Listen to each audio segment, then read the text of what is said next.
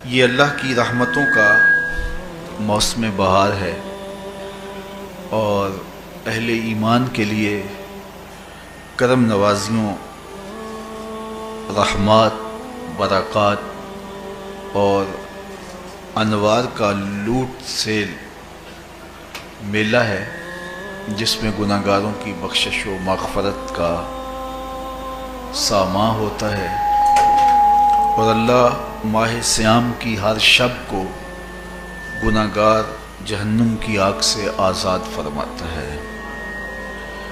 یہ بابرکت مہینہ اپنے دامن میں اتنی برکتیں لیے ہوئے جلوہ گر ہوتا ہے کہ رسول کریم صلی اللہ علیہ وآلہ وسلم نے ارشاد فرمایا، اگر لوگوں کو پتہ چل جائے کہ رمضان میں کیا ہے تو وہ آرزو کریں کہ پورا سال ہی رمضان رہے۔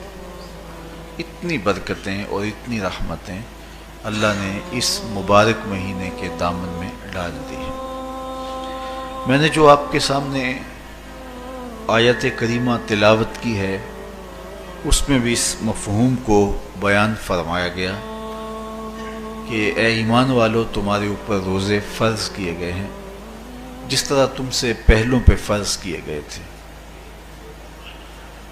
یا ایھا الذین آمنوا کتب علیکم الصیام کما کتب علی الذین من قبلکم۔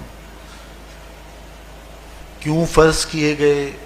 وجہ کیا ہے؟ لعلکم تتقون، تاکہ تم متقی بن جاؤ، تم پرہیزگار بن جاؤ۔ تو روزے کی فرضیت کا نتیجہ تقوی کا حاصل ہونا ہے، اتقاء کی دولت کا نصیب ہونا ہے۔ تو اس آیت کریمہ میں تین چیزیں بیان کی گئی۔ سب سے پہلی، اے ایمان والو، تمہارے اوپر روزے فرض کیے گئے۔ پھر دوسری بات، جس طرح تمہارے سے پہلوں پہ فرض کیے گئے۔ اور تیسری بات، تاکہ تمہیں تقوی کا نور نصیب ہو، تمہیں اتقاء کی دولت نصیب ہو۔ تو ایک تو روزے کی فرضیت کا حکم دیا گیا، اور دوسرا یہ تسلی دی گئی کہ یہ بھوک اور پیاس کی شدت تمہیں ہی نہیں کاٹنا پڑے گی، تم سے قبل بھی لوگ یہ عبادت کرتے رہے ہیں، اور وہ اس مشکل عبادت سے تقوی کو حاصل کرتے رہے ہیں، اور تمہیں بھی ہم اس راستے سے تقوی نصیب کرنا چاہتے ہیں۔ علامہ حقی علیہ رحمہ نے لکھا ہے کہ ملک تحمورث ثالث، یہ حضرت آدم علیہ السلام کی اولاد سے تیسرا بادشاہ گزرا ہے۔ اس کے زمانے میں قحط پڑ گیا تھا، تو اس نے اپنی قوم کو یہ حکم دیا کہ ایک وقت کا کھانا آپ کھا لیں اور ایک وقت کا کھانا بچائیں، اور وہ قحط زدہ علاقوں میں بھیجیں۔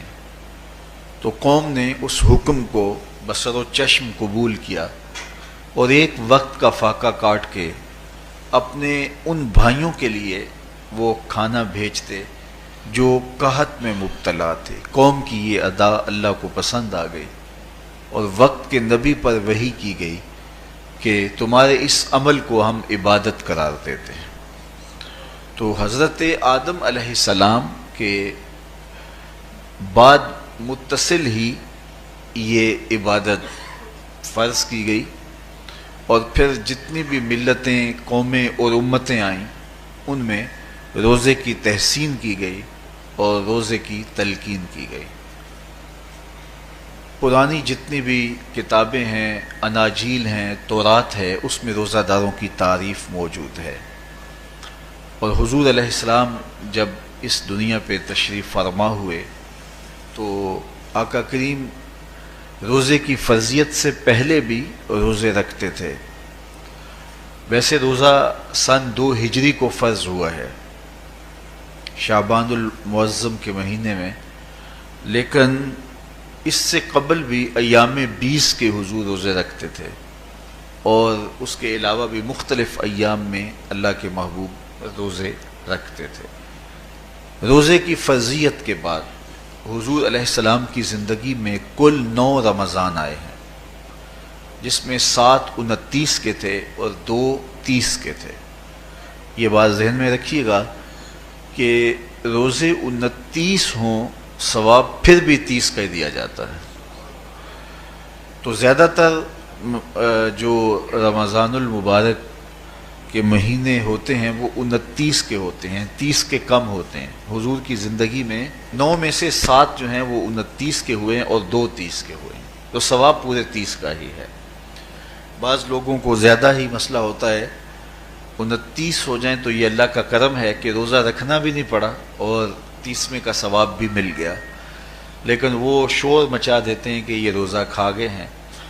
میرا نہیں خیال کہ کسی کو اپنے ذمے اتنی بڑی امت کا بوجھ لینے کی پریشانی ہو اور وہ خام خواہ ایک روزے کے لیے پوری امت کا بوجھ اپنے کندھوں پہ ڈال لے.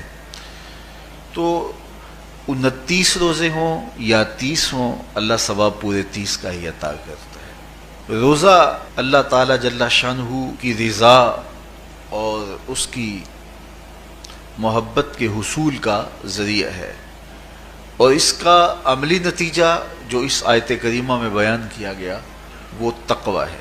لعلکم تتقون. روزہ اس لیے فرض کیا گیا کہ تمہیں تقوی نصیب ہو جائے، اتقاء کی دولت نصیب.